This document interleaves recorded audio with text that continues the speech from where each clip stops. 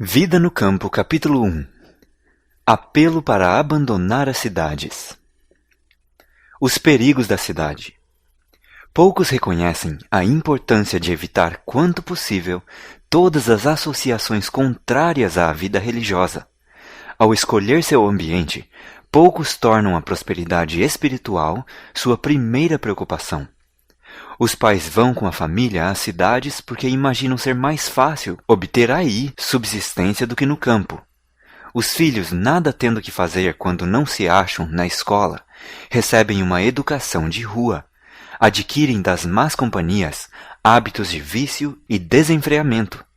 Os pais veem tudo isso, mas requer sacrifício corrigir-lhes os erros e ficam onde estão até que Satanás toma inteiro domínio de seus filhos. É melhor sacrificar toda e qualquer consideração mundana do que pôr em risco as preciosas almas confiadas ao vosso cuidado. Elas serão assediadas pelas tentações e devem ser ensinadas a enfrentá-las, mas é vosso dever cortar qualquer influência, romper com todo o hábito, quebrar todo o laço que impedir de, com a vossa família, vos entregardes a Deus de maneira mais franca, positiva e sincera. Em lugar da cidade apinhada, buscai algum ambiente afastado, onde vossos filhos possam estar tanto quanto possível ao abrigo das tentações, e ali preparai-os e educai-os de modo a se tornarem úteis. O profeta Ezequiel assim enumera as causas que levaram ao pecado e destruição de Sodoma: soberba, fartura de pão, e abundância de ociosidade teve ela e suas filhas, mas nunca esforçou a mão do pobre e do necessitado. Ezequiel 16:49. Todos os que querem escapar da condenação de Sodoma devem fugir do procedimento que trouxe o juízo de Deus sobre aquela ímpia cidade. Não é plano de Deus que moremos na cidade. Em todo o mundo, as cidades estão se tornando viveiros de vícios. Por toda parte se vê e ouve o que é mal, e encontram-se estimulantes à sensualidade e ao desregramento. Avoluma-se incessantemente a onda de corrupção e de crime. Cada dia oferece um registro de violência, roubos, assassínios, suicídios e crimes revoltantes. A vida nas cidades é falsa e artificial. A intensa paixão de ganhar dinheiro, o redemoinho da exaltação e da corrida aos prazeres, a sede de ostentação, de luxo e extravagância, tudo são forças que, no que respeita à maioria da humanidade, desviam o espírito do verdadeiro desígnio da vida. Abrem a porta para milhares de males. Essas coisas exercem sobre a juventude uma força quase irresistível.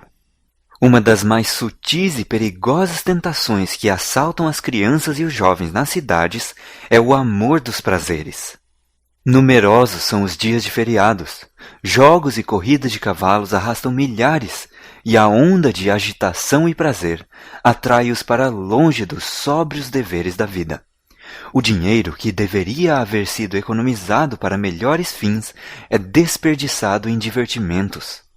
Em razão de monopólios, sindicatos e greves, as condições da vida nas cidades estão se tornando cada vez mais difíceis. Sérias aflições encontram-se diante de nós, e sair das cidades tornar-se-á uma necessidade para muitas famílias.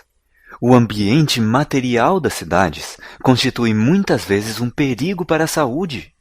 Estar constantemente sujeito ao contato com doenças, a prevalência de ar poluído, água e alimentos impuros, as habitações apinhadas, obscuras e insalubres são alguns dos males a enfrentar. Não era desígnio de Deus que o povo se aglomerasse nas cidades, se apinhasse em cortiços. Ele pôs, no princípio, nossos primeiros pais entre os belos quadros e sons em que se deseja que nos alegremos ainda hoje. Quanto mais estivermos em harmonia com o plano original de Deus, mais favorável será a nossa posição para assegurar saúde ao corpo, espírito e alma. Um espírito negligente. Não pude dormir depois das 2 horas esta manhã. Durante o período noturno, estive em concílio. estive insistindo com algumas famílias para que se aproveitassem dos meios designados por Deus e saíssem das cidades para salvar seus filhos. Alguns eram negligentes, não fazendo decididos esforços. Os anjos da misericórdia apressaram Ló, sua esposa e suas filhas, tomando-os pela mão. Houvesse Ló se apressado como o Senhor desejava que fizesse, e sua esposa não se teria transformado numa estátua de sal. Ló tinha espírito demasiadamente vagaroso. Não nos assemelhemos a ele?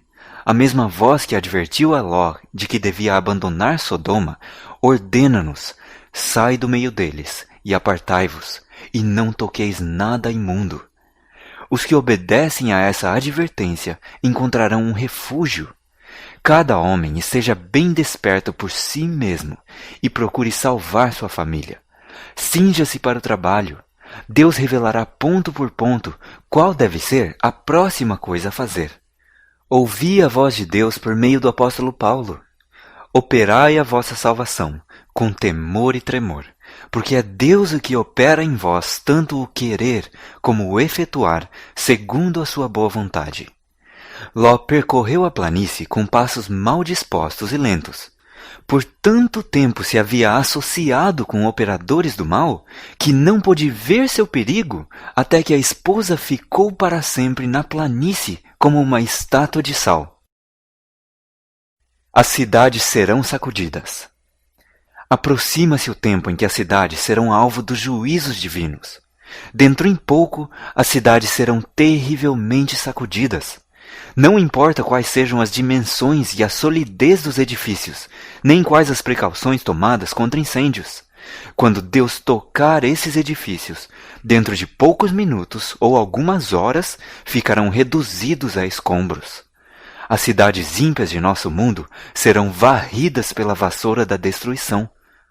Nas calamidades que agora atingem edifícios imensos e grandes distritos das cidades, Deus nos está mostrando o que irá acontecer em toda a terra.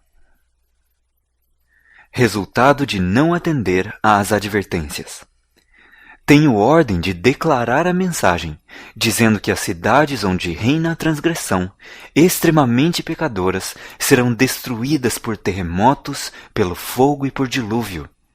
Todo o mundo será advertido de que existe um Deus, que demonstrará sua autoridade divina.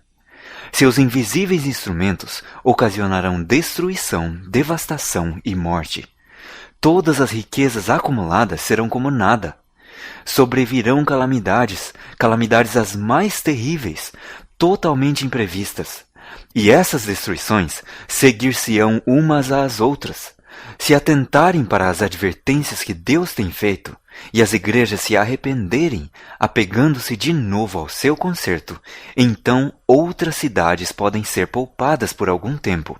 Mas se os homens que têm sido enganados continuarem no mesmo caminho em que têm estado a andar, desrespeitando a lei de Deus e apresentando falsidades diante do povo, Deus permitirá que sofram calamidades para que despertem.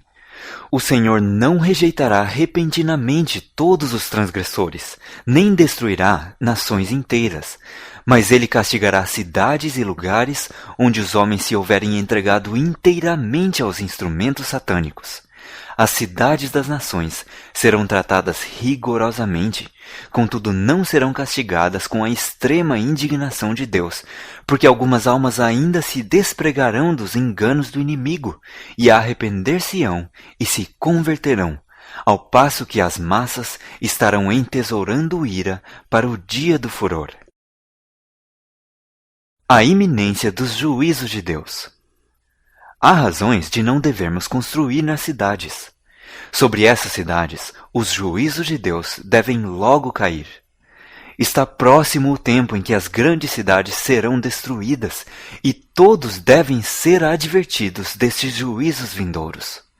Oh, se o povo de Deus tivesse o senso da destruição iminente de milhares de cidades, agora quase entregues à idolatria. Cena de grande destruição. Na última sexta-feira pela manhã, pouco antes de me acordar, uma cena muito impressionante me foi apresentada. Parecia que eu me havia acordado, mas não estava em meu lar. Das janelas eu podia avistar um terrível incêndio.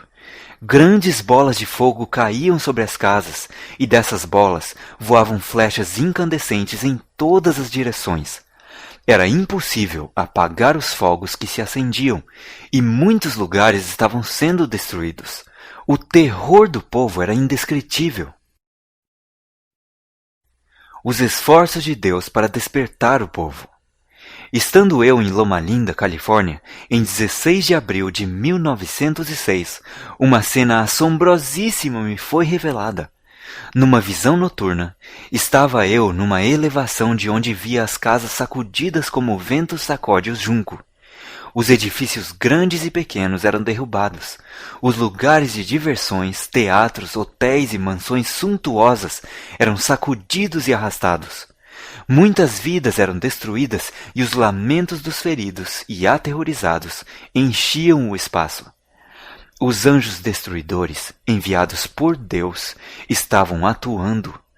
A um simples toque, os edifícios tão solidamente construídos que os homens os consideravam à prova de qualquer perigo, ficavam reduzidos a um montão de escombros. Nenhuma segurança havia em parte alguma. Pessoalmente, eu não me sentia em perigo, mas não posso descrever as cenas terríveis que me foram apresentadas.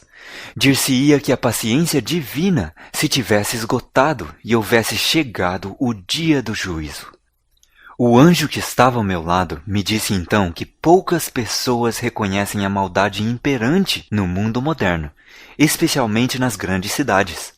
Declarou que o Senhor determinou um dia em que a sua ira irá castigar os transgressores pelo persistente menosprezo de sua lei. Embora terrível, a cena que me foi revelada não me causou tanta impressão quanto as instruções que recebi nessa ocasião. O anjo que estava ao meu lado declarou que a suprema soberania de Deus e o caráter sagrado de sua lei devem ser manifestados aos que obstinadamente se recusam a obedecer ao Rei dos Reis. Os que preferem permanecer infiéis serão feridos pelos juízos misericordiosos, a fim de que, se possível for, cheguem a despertar e a perceber-se da pecaminosidade de seu procedimento. Perigos para os que permanecem desnecessariamente. De acordo com a luz que me foi dada, insisto com o povo para que saia dos grandes centros populosos. Nossas cidades estão se tornando cada vez mais ímpias e cada vez mais se torna evidente que os que desnecessariamente nelas permanecem fazem-no pondo em perigo a salvação de sua alma. O fim do capítulo 1 do Vida no Campo.